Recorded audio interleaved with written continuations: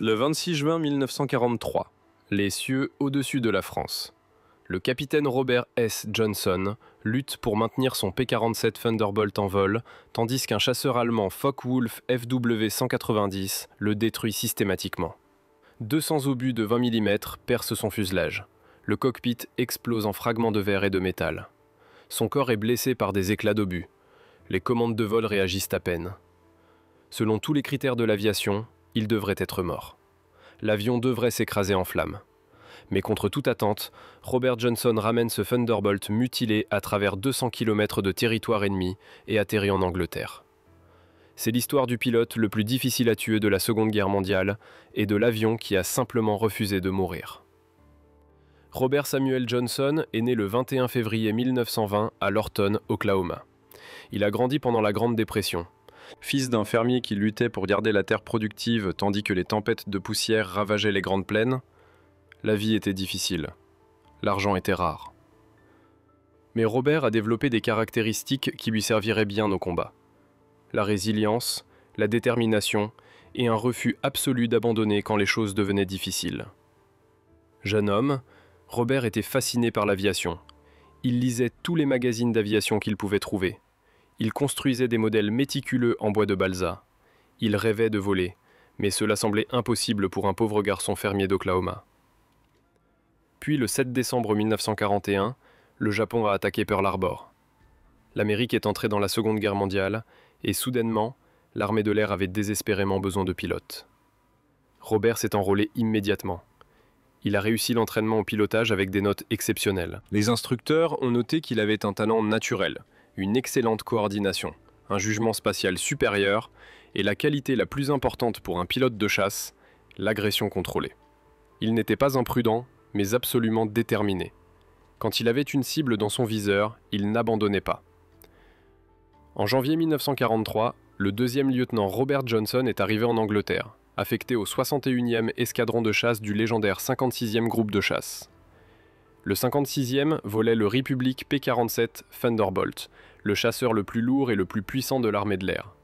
Pesant près de 8 tonnes, entièrement chargé et propulsé par un moteur radial Pratt & Whitney R2800 de 2000 chevaux, le P-47 était une machine impressionnante.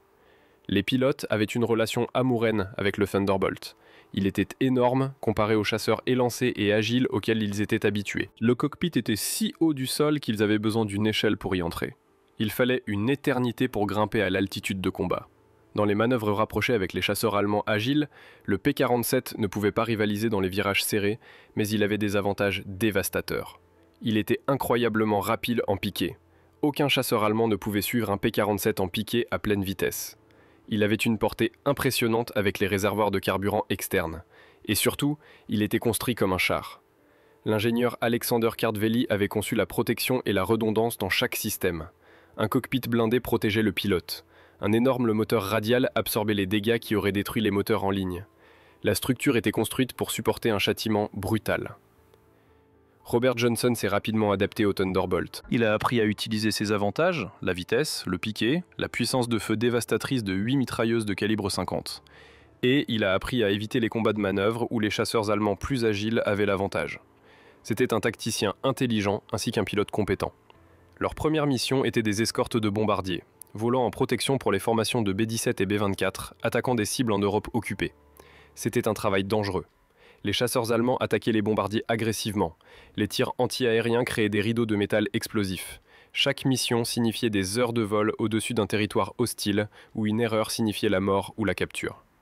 Dans ses 10 premières missions, Robert a démontré les qualités qui feraient de lui l'un des plus grands as américains. Il était agressif, mais discipliné. Il attaquait quand il avait l'avantage, se retirait quand il ne l'avait pas. Il protégeait férocement ses ailiers, et il avait une vision exceptionnelle. Il repérait fréquemment les chasseurs ennemis avant quiconque d'autre, donnant à sa formation un avantage crucial. Mais le 26 juin 1943, lors de sa 27e mission, Robert Johnson ferait face à un test qui définirait non seulement sa carrière, mais l'héritage même du P-47 Thunderbolt. Et ce qui s'est passé ce jour-là deviendrait l'une des histoires de survie les plus extraordinaires de la guerre aérienne. Le 26 juin 1943 a commencé comme beaucoup d'autres matins à Halesworth, en Angleterre, siège du 56e groupe de chasse. Un brouillard bas couvrait la campagne anglaise. Les pilotes ont été réveillés à 4 heures du matin pour un briefing à 5 heures du matin. La mission d'aujourd'hui, escorter les bombardiers B-17 attaquant les installations industrielles allemandes près de Paris. Ce serait une pénétration profonde en territoire occupé. Dangereux, mais routinier selon les normes de 1943. Robert Johnson a calmement suivi sa routine pré-mission. Il a méticuleusement vérifié son équipement de vol, combinaison, parachute, pistolet de survie, trousse de premier secours. Il a mangé un léger petit déjeuner. L'expérience lui avait appris qu'un estomac plein en combat à haute altitude était une recette pour les nausées. Il s'est dirigé vers son P-47 numéro 428 487, qu'il avait surnommé demi-pinte en hommage à sa taille relativement petite par rapport aux autres pilotes. Le demi-pinte était un avion de production standard, mais Robert le connaissait intimement après 26 missions ensemble. Il savait comment le moteur fonctionnait mieux avec des réglages de mélange spécifiques, comment les commandes devenaient lourdes au-dessus de 25 000 pieds, comment il tendait à tirer légèrement vers la droite lors des piquets à grande vitesse. Le pilote et la machine n'étaient plus qu'un. Le décollage s'est fait à 6h45 du matin. 56 P-47 du 56e groupe se sont formés au-dessus de l'Angleterre, puis se sont dirigés à travers la Manche. Ils se sont regroupés avec la formation de bombardiers au-dessus de la côte française. 60 B-17 en formation de boîte serrée, chacun chargé de tonnes de bombes. Les Thunderbolts ont pris des positions d'escorte, certains au-dessus, certains sur les flancs, certains derrière. La première heure a été calme. Des tirs anti-aériens occasionnels pointillaient le ciel, mais ils étaient imprécis. Aucun chasseur ennemi n'est apparu. Certains pilotes ont commencé à se détendre. Peut-être que ce serait une mission facile. Robert Johnson savait mieux. Les Allemands attendaient souvent que les formations soient profondément en territoire occupé avant d'attaquer. Quand les aéronefs alliés étaient loin de chez eux et à court de carburant à 9h20, quand la formation était à 60 000 au sud-est de Paris, les chasseurs allemands ont attaqué. D'abord sont venus les Messerschmitt Bf-109 de haute altitude plongeant à travers les bombardiers. Puis les Focke-Wulf FW-190 ont attaqué par les flancs. Le ciel a explosé en combat chaotique. Des traces rouges et oranges ont traversé le ciel dans toutes les directions. Des explosions de tirs anti-aériens pointillaient l'espace entre les avions en combat. Robert a plongé sur un Bf-109 qui s'alignait derrière un B-17. Ses 8 mitrailleuses ont rugi, les traces convergeant sur le chasseur allemand. Les impacts ont scintillé sur l'aile du 109. Le chasseur allemand a roulé violemment et s'est précipité, une fumée noire s'échappant. Robert n'a pas suivi. Sa mission était de protéger les bombardiers, pas de poursuivre les victoires individuelles. Il est retourné à la formation et c'est alors qu'il a vu le problème. 2 FW-190 attaquaient un B-17 égaré qui était tombé de la formation avec un moteur endommagé. Robert a immédiatement plongé pour intercepter. Sa vitesse a augmenté dramatiquement. Le P-47 a accéléré comme une fusée en piqué. Il s'est positionné derrière le FW-190 le plus proche et a ouvert le feu. Le pilote allemand a vu les traces et a tiré dans un virage serré. Robert a suivi, mais le FW-190 était plus agile à basse vitesse. L'Allemand a roulé et plongé puis a tiré vers le haut à nouveau. Robert a essayé de suivre, mais le P-47 était trop lourd pour les combats de manœuvre serrés, il perdait sa position. C'est alors qu'il a commis une erreur critique. Concentré sur la cible devant lui, il a perdu la conscience situationnelle. Il n'a pas vu le deuxième FW-190 se manœuvrer derrière lui. Il ne s'est pas rendu compte qu'il s'était trop éloigné de la formation principale. Il était isolé, vulnérable, et sur le point de payer un prix terrible pour ce moment d'inattention. Le premier avertissement de Robert a été le bruit. Un bruit qu'aucun pilote ne veut jamais entendre. Le crépitement rapide des canons de 20 mm frappant le métal. Il a immédiatement poussé les commandes vers l'avant et sur le côté, plongeant et roulant violemment. Mais c'était trop tard. Le pilote allemand s'était positionné parfaitement et il ne gaspillait pas les munitions. Des obus perforants ont déchiré l'aile droite du demi-pinte. Des explosions ont pointillé le fuselage. Le dôme en acrylique s'est brisé en fragments tranchants. Robert a senti une douleur aiguë, alors que des éclats d'obus traversaient sa combinaison de vol, perçant son front, sa joue et son épaule. Le sang a coulé dans ses yeux. Le vent froid de 25 000 pieds a hurlé à travers le cockpit détruit. Il a poussé la commande vers l'avant violemment, plongeant à un angle raide. La vitesse a augmenté dramatiquement, 400, 450, 480. Le P-47 vibrait avec la vitesse extrême. Robert s'attendait à ce que l'Allemand abandonne la poursuite à de telles vitesses élevées. La plupart des pilotes l'auraient fait, mais cet Allemand était différent. Il a poursuivi sans relâche, tirant rafale après rafale. Plus d'impacts ont martelé le Thunderbolt. Le panneau d'instruments a explosé en étincelles et en verre brisé. La moitié des jauges étaient mortes. La fumée a commencé à remplir le cockpit. Robert pouvait à peine voir quoi que ce soit. Du sang dans ses yeux, la fumée obscurcissant sa vision, un dôme partiellement détruit déformant sa vue. Il volait presque à l'aveugle à près de 500 000 à l'heure. L'Allemand a continué à tirer. C'était une exécution méthodique. Il n'essayait pas d'abattre le P-47 avec une rafale de chance. Il détruisait systématiquement chaque composant. Les obus ont coupé le système hydraulique, d'autres ont percé les réservoirs de carburant, d'autres encore ont déchiré les systèmes de contrôle. Le demi-pinte était littéralement déchiré en vol. Robert a essayé tout. Il a roulé violemment à gauche, puis à droite. Il a tiré dans une montée raide, puis a replongé. Il a essayé des manœuvres de ciseaux, des inversions abruptes de direction. Rien n'a fonctionné. L'Allemand est resté collé derrière lui, tirant rafale après rafale. C'était un pilote exceptionnel, expérimenté, déterminé, et il avait Robert complètement à sa merci. Les commandes sont devenues progressivement plus lourdes. L'aileron droit réagissait à peine. Les câbles de contrôle avaient été coupés. La gouverne de direction se bloquait. Le système hydraulique était cassé. Robert perdait sa manœuvrabilité. Il ne pouvait plus se défendre efficacement. Il volait juste tout droit tandis qu'il était détruit. Puis quelque chose d'extraordinaire s'est produit. Ou peut-être que non. Robert a senti le P-47 trembler avec d'autres impacts. Puis le silence. Les canons allemands se sont arrêtés. Robert a regardé en arrière à travers la fumée et les débris pour voir le FW-190 toujours là, mais ne tirant pas. L'Allemand a volé à côté de lui pendant un moment, si près que Robert pouvait voir le pilote à travers le dôme. Ils ont établi un contact visuel. Le pilote allemand a regardé le P-47 dévasté, puis Robert saignant et blessé. Puis il a fait quelque chose d'incroyable. Il a salué. Un salut de pilote à pilote. Puis il a roulé et s'est éloigné en piqué. Il y avait plusieurs théories sur la raison. Peut-être qu'il avait manqué de munitions. Peut-être qu'il pensait que Robert était condamné de toute façon et que ce n'était pas la peine de gaspiller des balles. Ou peut-être, juste peut-être, c'était un acte de respect de guerrier, reconnaissant que Robert avait combattu bravement et méritait une chance de rentrer chez lui. Quelle qu'en soit la raison, Robert était libre de la poursuite. Mais sa situation était désespérée. Il était à 200 km derrière les lignes ennemies dans un avion gravement endommagé. Il était blessé et saignait. La moitié de ses instruments étaient morts, les commandes réagissaient à peine, et il devait naviguer jusqu'en Angleterre, volant presque à l'aveugle. Les chances de survie étaient pratiquement nulles. Mais Robert Johnson n'était pas sur le point d'abandonner, et le P-47 Thunderbolt était sur le point de prouver exactement quel pilote était à la hauteur.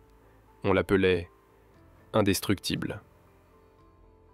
Robert Johnson a évalué sa situation. Ce n'était pas encourageant. Le sang continuait à couler dans ses yeux à partir des blessures à sa tête. Son épaule droite brûlait là où des éclats d'obus l'avaient percé. Le vent glacial de haute altitude hurlait à travers le dôme brisé, rendant la respiration difficile. Ses doigts devenaient engourdis par le froid extrême. L'avion était en pire condition. À travers la fumée et la vision floue, Robert pouvait voir de grands trous perçant l'aile droite. Le fuselage derrière lui ressemblait à du gruyère. Des dizaines de trous de canon de 20 mm. Le liquide hydraulique tachait le côté du fuselage. Le panneau d'instruments était une ruine fumante. Il n'avait que quelques instruments de base encore fonctionnels, compas, altimètre et indicateur de vitesse. Tout le reste était mort. Les commandes étaient très réactives. L'aileron droit bougeait à peine. Les câbles étaient apparemment coupés ou endommagés. La gouverne de direction était bloquée, les cylindres hydrauliques détruits. Robert devait utiliser la force brute avec les deux mains juste pour garder les ailes à niveau. Chaque petit ajustement de cap nécessitait un effort énorme. Pire, il n'était pas sûr de sa position exacte. Il avait été en combat de manœuvre pendant plusieurs minutes, perdant la trace de la direction et de la distance. Il savait qu'il était quelque part au sud-est de Paris, mais exactement où et dans quelle direction ? Vers la côte. S'il volait dans la mauvaise direction, il pouvait se retrouver plus profondément en France occupée ou en Allemagne. Il manquerait de carburant et serait forcé de faire un atterrissage d'urgence en territoire ennemi. Robert a pris une décision. Il utiliserait le soleil pour la navigation de base. Le soleil était à l'ouest, l'Angleterre était au nord-ouest. Il tournerait le P-47 détruit pour que le soleil soit légèrement à sa droite et maintiendrait ce cap. Ce n'était pas une navigation précise, mais c'était quelque chose. Tourner était un cauchemar. Avec les commandes endommagées, il devait soigneusement coordonner l'accélérateur, l'aileron et la gouverne de direction. Le P-47 voulait rouler violemment vers la droite où l'aileron était endommagé. Robert devait maintenir une pression constante sur la commande juste pour garder les ailes à niveau. Ses bras tremblaient déjà d'effort. Il devait aussi faire face à la perte de sang. Ses blessures n'étaient pas mortelles, mais elles continuaient à saigner. Il a utilisé une main pour appuyer sur la blessure à son front tout en pilotant de l'autre, alternant quand ses bras devenaient trop fatigués. Il devait garder le sang hors de ses yeux pour voir. L'altitude était un autre problème.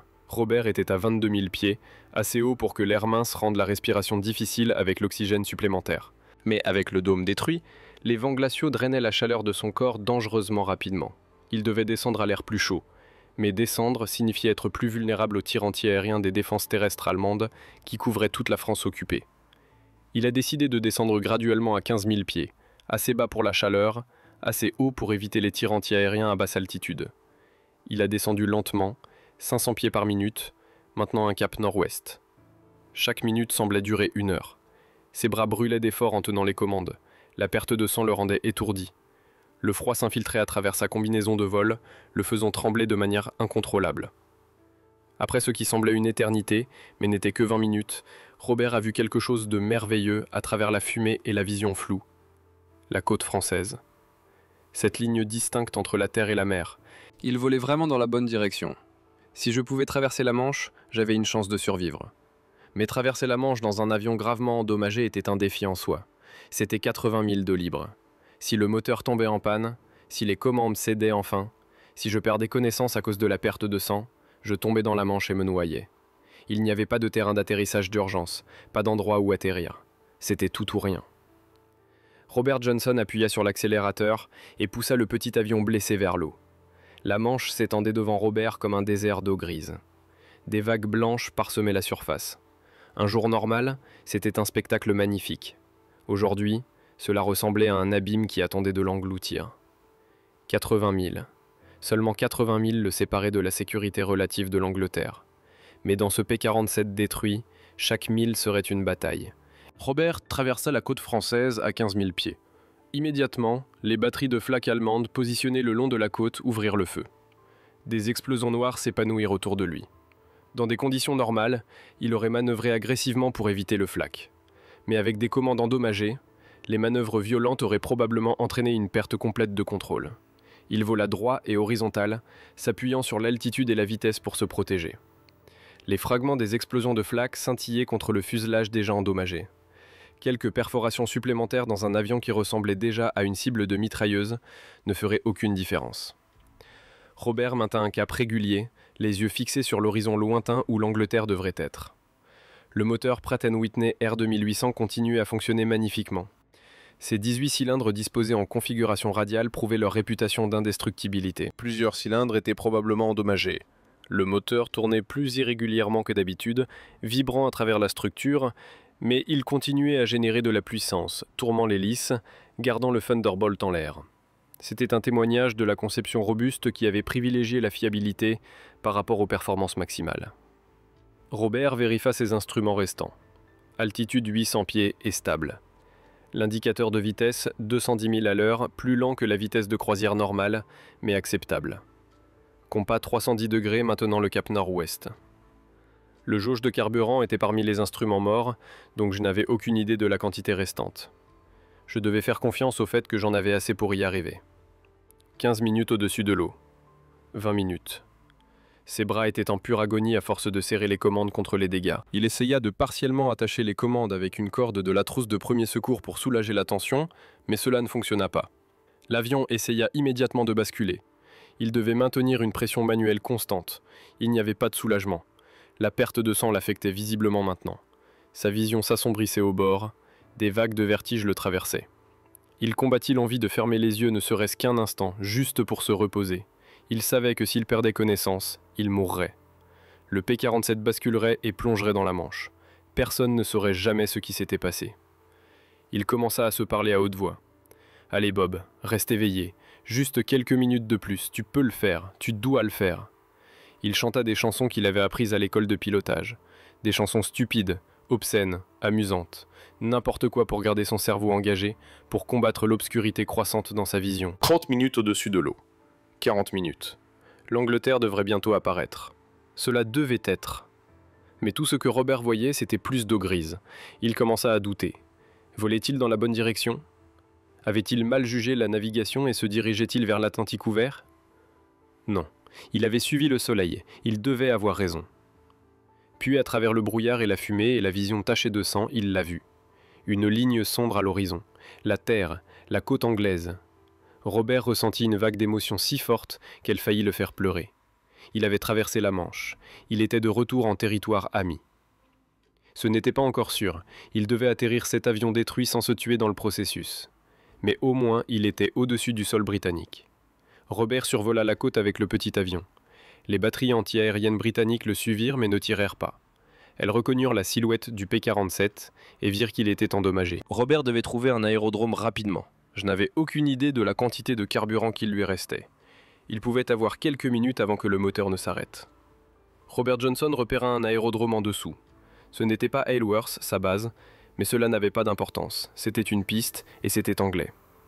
Plus tard, il découvrit que c'était Manston, une base d'urgence côtière spécifiquement positionnée pour recevoir les avions endommagés revenant d'Europe.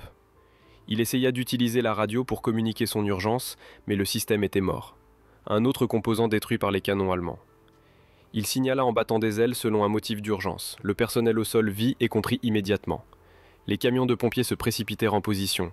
Les ambulances se dirigèrent vers la piste. La tour de contrôle dégagea tout le trafic aérien. Robert s'installa pour l'approche. D'abord, il devait abaisser le train d'atterrissage. Normalement, c'était simple. Tirer un levier et le système hydraulique abaissait les roues. Mais son système hydraulique était détruit. Il devait utiliser la sauvegarde d'urgence, une pompe manuelle nécessitant 100 coups physiques pour abaisser les roues mécaniquement. D'une main serrant les commandes lourdes, Robert utilisa l'autre pour pomper le levier d'urgence. Pompe, pompe, pompe. Chaque coup nécessitait un effort, ses muscles brûlaient. La sueur se mêlait au sang sur son visage. 50 coups, 75, 90. Enfin, il sentit l'impact, alors que le train d'atterrissage se verrouillait en place, mais il n'avait pas d'indicateur fonctionnel. Il ne savait pas si les 3 roues étaient baissées et verrouillées ou seulement certaines. Ce serait un pari. S'aligner pour l'approche finale était un cauchemar. Les commandes étaient si lourdes que même les petits ajustements étaient pratiquement impossibles. Le P-47 voulait tirer vers la droite où les ailerons étaient endommagés. Robert devait utiliser presque toute la puissance juste pour garder les ailes horizontales. Il descendait trop vite, mais il n'avait pas de volet. Le système hydraulique qui les actionnait était mort. 300 mètres de la piste. 200. 100. Le sol s'approchait rapidement, très rapidement. Robert tira sur les commandes, essayant de ralentir la descente. Le P-47 résista. Les commandes lourdes s'opposaient à lui. 50 mètres, 25. Les roues s'écrasèrent ensemble avec un coup brutal. L'impact était si fort que Robert se mordit la langue, le sang remplissant sa bouche, mais les roues tinrent bon. Les 3 s'étaient abaissés. Le Thunderbolt roula sur la piste, ralentissant. Robert appuya sur les freins, mais comme tous les systèmes hydrauliques, ils étaient morts. Il coupa le moteur et laissa l'avion rouler, utilisant uniquement la résistance de l'air pour ralentir. Le petit avion s'arrêta finalement 2000 pieds plus loin sur la piste. Le moteur toussa une fois et s'arrêta complètement. Le silence. Après 2 heures du rugissement constant du moteur et du vent hurlant, le silence était presque choquant. Robert essaya de bouger, mais ses muscles refusèrent de répondre. Ses bras étaient verrouillés en position pour serrer les commandes. Il devait les forcer physiquement à se détendre. Les camions de pompiers et les ambulances arrivèrent. Les ambulanciers grimpèrent sur les ailes et ouvrirent la verrière détruite. Ils furent choqués par ce qu'ils virent. Robert était couvert de sang. Sa combinaison de vol était déchirée et perforée. L'intérieur du cockpit ressemblait à une explosion. Du verre brisé, du métal tordu, des instruments détruits. « Mon Dieu !» murmura l'un des ambulanciers. « Comment es-tu encore vivant ?» Robert essaya de répondre, mais sa voix sortit comme un murmure rauque. « L'avion ?» Vérifiez l'avion. Les ambulanciers le soulevèrent doucement du cockpit et le posèrent sur une civière. Alors qu'il était transporté vers l'ambulance, Robert tourna la tête pour regarder le petit avion une dernière fois. Ce qu'il vit le choqua même à travers son épuisement et sa douleur. Le P-47 ressemblait à ce qu'il avait traversé un déchiqueteur. L'aile droite était criblée de plus de 20 grands trous. Le fuselage avait littéralement des centaines de perforations de canons et de mitrailleuses. La verrière était complètement détruite. Des fluides fuyaient de plusieurs systèmes. C'était un miracle que l'avion ait volé du tout, encore moins 200 000 à travers la Manche, Robert décime. Il haleta alors qu'il était transporté vers l'ambulance, mais il avait survécu à l'impossible, et l'histoire de son vol commençait à peine à se propager. Tandis que les médecins traitaient les blessures de Robert à l'hôpital de la base, les mécaniciens commencèrent une inspection détaillée du petit avion. Ce qu'ils découvrirent était extraordinaire et alarmant. L'avion avait absorbé des dégâts qui auraient dû être absolument fatals plusieurs fois. Le chef de maintenance, le major Thomas, mena personnellement l'inspection avec une équipe d'ingénieurs. Ils documentèrent chaque perforation, chaque système endommagé, chaque composant détruit. Le rapport final serait utilisé dans la formation à la maintenance pendant des années. Ils commencèrent par un décompte basique des impacts. Après avoir marqué chaque perforation visible à la craie, ils firent le total. 21 trous de canon de 20 mm et plus de 200 perforations de mitrailleuses. La concentration des dégâts était incroyable. L'aile droite seule avait été touchée par 8 obus de canon, le fuselage en avait pris 13 de plus. C'était comme si le pilote allemand avait systématiquement ciblé chaque section critique. La verrière était une épave complète. L'acrylique épais avait été brisé par plusieurs impacts. Les fragments avaient volé à travers le cockpit comme un tir de mitrailleuse. C'était un miracle que Robert n'ait pas été aveuglé ou tué instantanément. L'armure du siège derrière lui avait arrêté plusieurs obus qui auraient autrement traversé son dos. Le tableau de bord ressemblait à un champ de bataille. Les jauges étaient brisées, le câblage était coupé, les composants électroniques étaient fondus ou désintégrés. Sur 23 instruments, seulement 3 restaient fonctionnels. Robert avait volé 200 000 essentiellement à l'aveugle, ne s'appuyant que sur un compas, un altimètre et un indicateur de vitesse. Le système hydraulique était une perte totale. Plusieurs obus avaient percé le réservoir principal, les conduites hydrauliques étaient sectionnées en au moins 8 endroits. Le fluide avait complètement fui. Tous les systèmes actionnés hydrauliquement, volets, freins, commandes d'hélice, étaient inopérants. Le fait que Robert ait réussi à abaisser le train d'atterrissage via la sauvegarde manuelle était extrêmement chanceux. Les commandes de vol étaient gravement endommagées. Droit. Les câbles des ailerons étaient partiellement sectionnés, seulement quelques fils restaient reliant les commandes des ailerons. Un câble de plus coupé, et Robert aurait perdu le contrôle complètement. Le système de gouvernail était gravement compromis. Les câbles de l'ascenseur étaient intacts mais endommagés.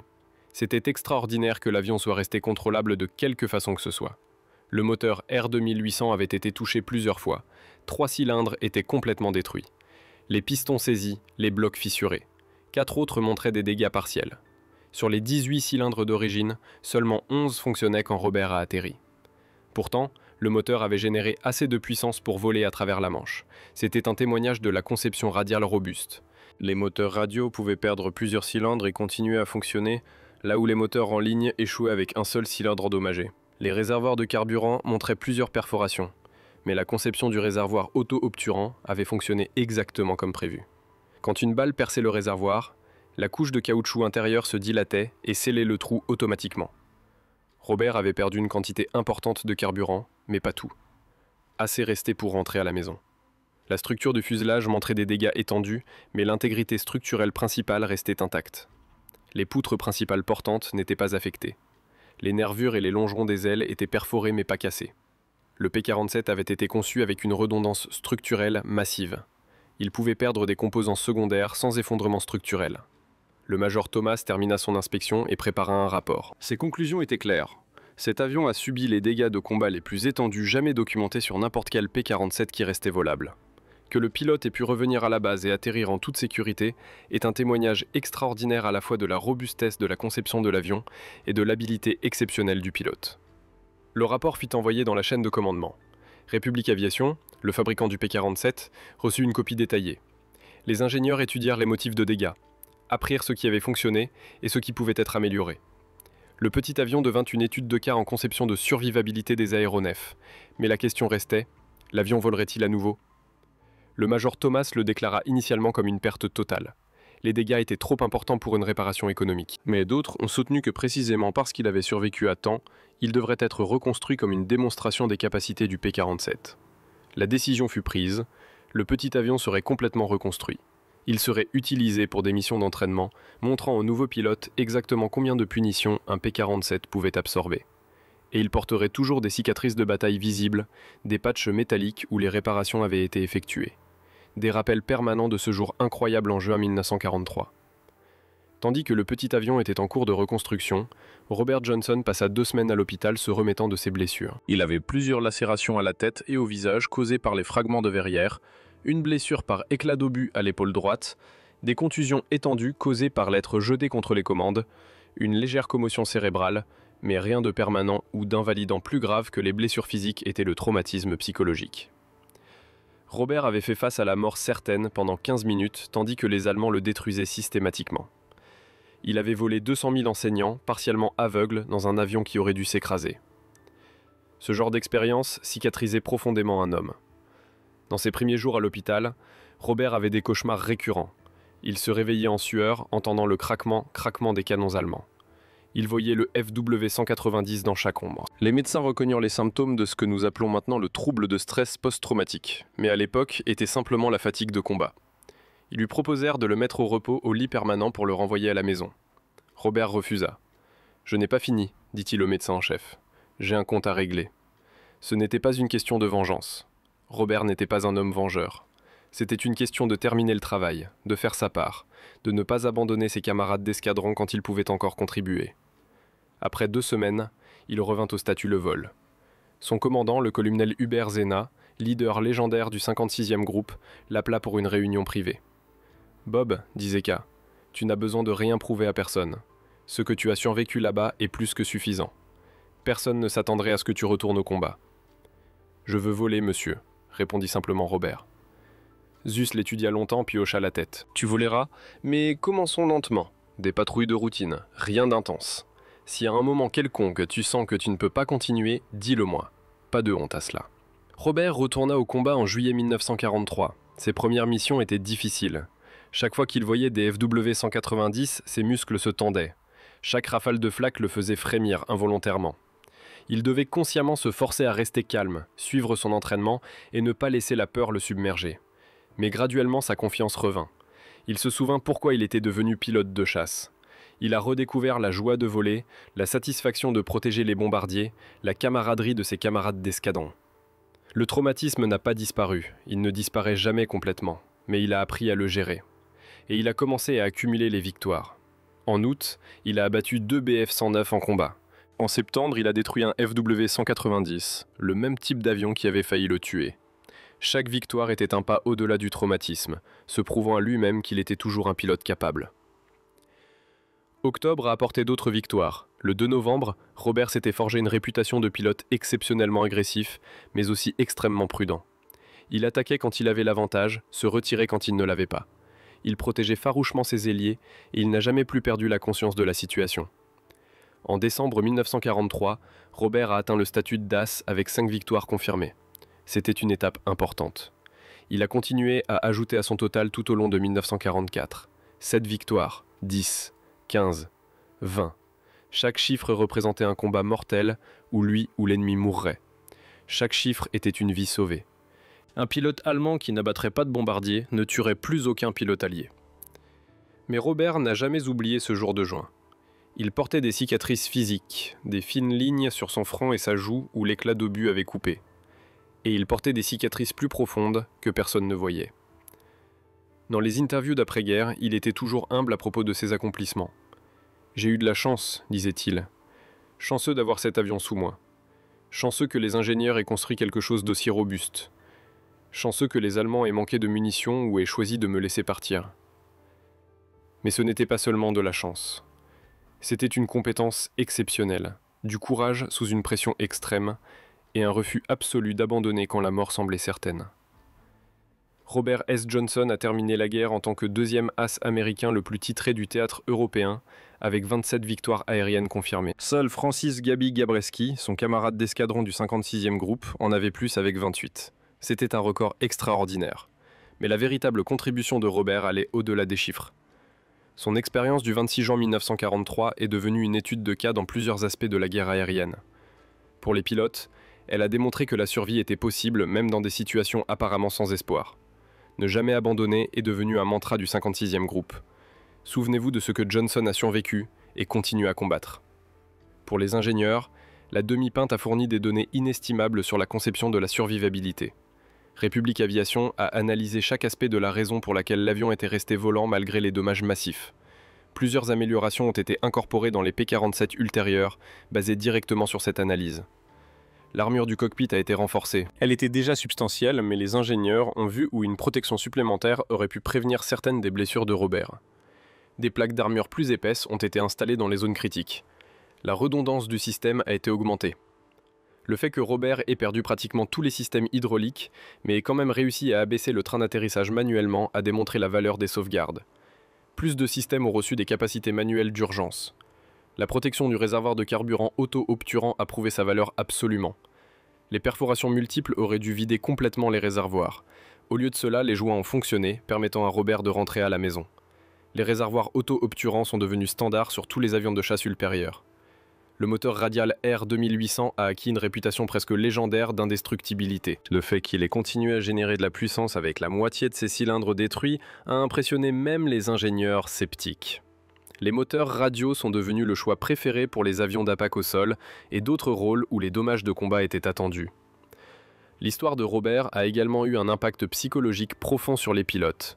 Savoir que quelqu'un avait survécu à des dommages aussi massifs leur donnait de l'espoir. Au combat, quand les avions étaient touchés, les pilotes se souvenaient de la demi-pinte et continuaient à combattre pour rentrer à la maison. Plusieurs pilotes ont ensuite attribué l'histoire de Robert à les avoir inspirés à ne pas abandonner les avions endommagés. La demi-pinte elle-même, après une reconstruction extensive, a volé des missions d'entraînement pour le reste de la guerre. Elle était toujours signalée aux nouveaux pilotes. Cet avion a reçu plus de 200 coups et a ramené son pilote à la maison. Les instructeurs disaient « C'est ce que le P-47 peut faire, c'est ce que vous volez. Faites-lui confiance. » Après la guerre, Robert est retourné aux États-Unis en tant que héros. Il a reçu plusieurs décorations, y compris la Croix de service distinguée, la deuxième plus haute décoration militaire américaine. Mais typique de son caractère modeste, il portait rarement ses médailles et rejetait le crédit pour elles. Il a travaillé comme pilote d'essai pour Republic Aviation pendant plusieurs années, aidant à développer les avions à réaction de la prochaine génération. Il est devenu plus tard un cadre dans l'industrie aérospatiale. Finalement, il a pris sa retraite confortablement, mais n'a jamais complètement quitté l'aviation. Il a assisté à des spectacles aériens, parlé à des groupes de vétérans et écrit un mémoire détaillant ses expériences. Dans les interviews, Robert revenait toujours à ce jour de juin 1943. « Cela m'a changé », a-t-il admis. Affronter la mort de si près pendant si longtemps, vous n'en sortez pas inchangé. Mais cela m'a aussi enseigné la résilience, humaine et mécanique. J'ai appris que nous pouvons survivre à plus que nous le pensons possible, qu'une bonne conception sauve des vies, que ne jamais abandonner fait une différence. La demi-pinte originale après sa reconstruction et son service d'entraînement a finalement été retirée. Des parties en ont été conservées dans des musées, des sections du fuselage montrant les motifs de dommages ont été utilisées dans des expositions éducatives pendant des décennies. L'histoire de Robert S. Johnson et de la demi-pinte résonne à travers les décennies parce qu'elle incarne des vérités fondamentales sur l'ingénierie, le courage humain et la conception de la survie qui restent pertinentes aujourd'hui. Pour les ingénieurs aérospatiaux, elle reste une étude de cas classique. Les universités enseignent toujours le P-47 dans les cours de conception d'avions. Les principes qui ont rendu le Thunderbolt si durable, la redondance des systèmes, la protection du pilote, la conception robuste de la cellule sont incorporés dans chaque avion militaire moderne. Le A-10 Warthog, un avion d'attaque au sol conçu dans les années 1970, retrace une lignée directe jusqu'à la philosophie de conception du P-47. La décision d'utiliser des moteurs radio au lieu de moteurs en ligne a eu des conséquences durables. Les moteurs radio ont finalement été remplacés par des moteurs à réaction, mais le principe est resté critique. Les systèmes critiques doivent pouvoir résister aux dommages et continuer à fonctionner. Les avions militaires modernes ont une redondance massive. Plusieurs systèmes hydrauliques, ordinateurs de vol dupliqués ou tripliqués, moteurs largement espacés pour qu'un seul coup ne puisse pas tous les détruire. La protection du réservoir de carburant auto-obturant, développé pour les avions de la Seconde Guerre mondiale, a évolué en système encore plus sophistiqué. Les réservoirs modernes non seulement se scellent quand ils sont perforés, mais ont des systèmes d'azote inertes qui empêchent le carburant de s'enflammer. Mais le concept de base remonte directement aux réservoirs qui ont sauvé Robert Johnson. Pour les pilotes militaires, l'histoire reste inspirante. Chaque génération d'aviateurs apprend à un moment donné de sa formation l'histoire de Robert Johnson. Le message est clair. Ne jamais abandonner. Les avions peuvent survivre à des dommages incroyables. Les pilotes peuvent surmonter des blessures graves et des traumatismes. Continuer à combattre pour rentrer à la maison en vaut toujours la peine. L'aspect psychologique de l'histoire ne doit pas être sous-estimé. Le trouble de stress post-traumatique chez les vétérans de combat est maintenant reconnu et traité sérieusement. L'expérience de Robert face à un traumatisme grave, mais revenant avec succès au combat, démontre que la récupération est possible. Pas facile, pas rapide, mais possible. Pour le grand public, l'histoire est un rappel des sacrifices consentis par les générations précédentes. Robert Johnson était un jeune homme de 23 ans de l'Oklahoma qui aurait pu avoir une vie confortable à la maison.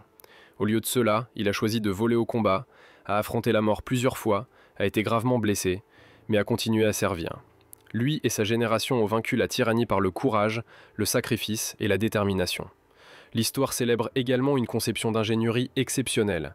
Les ingénieurs de République Aviation qui ont conçu le P-47 n'ont jamais volé au combat, mais leur travail a sauvé des milliers de vies. Chaque décision de conception qui a privilégié la survivabilité par rapport aux performances marginales, chaque once d'armure ajoutée, chaque système de secours installé, tout cela s'est accumulé pour créer un avion qui pouvait ramener les pilotes à la maison. Robert S. Johnson a vécu jusqu'en 1998, décédant à l'âge de 78 ans. Il a vu l'aviation évoluer des P-47 à hélice aux avions supersoniques et au-delà. Il a vu les principes de conception qui l'ont sauvé incorporés dans les générations successives d'avions, et il a vu son histoire inspirer d'innombrables pilotes et ingénieurs. À ses funérailles, d'anciens pilotes de P-47, maintenant dans leurs 70 et 80 ans, sont venus de tout le pays pour lui rendre hommage. Ils ont partagé des histoires de la façon dont l'expérience de Robert les avait inspirés. Comment savoir que quelqu'un avait survécu à l'impossible leur avait donné du courage quand leurs propres avions avaient été abattus. Un pilote vétéran l'a résumé parfaitement. Bob Johnson nous a enseigné deux choses. Premièrement, que le P-47 était un avion incroyable qui pouvait vous ramener à la maison quoi qu'il arrive. Deuxièmement, que l'esprit humain est encore plus indestructible. Bob aurait pu abandonner à tout moment pendant ce vol infernal. Il aurait pu l'abandonner. Il aurait pu renoncer. Mais il ne l'a pas fait. Il a continué à combattre, continué à voler, continué à croire qu'il survivrait. Et il a survécu. Aujourd'hui, plus de 80 ans après ce jour de juin 1943, l'histoire reste puissante. Elle reste pertinente parce que nous avons toujours besoin d'exemples de courage sous une pression extrême. Nous avons toujours besoin de rappels qu'une bonne conception sauve des vies, et nous avons toujours besoin d'histoires qui démontrent que l'impossible est parfois juste difficile. Robert S. Johnson et son P-47 indestructible continueront à inspirer tant que les gens valoriseront le courage, l'ingénierie exceptionnelle et le triomphe de l'esprit humain sur les circonstances impossibles.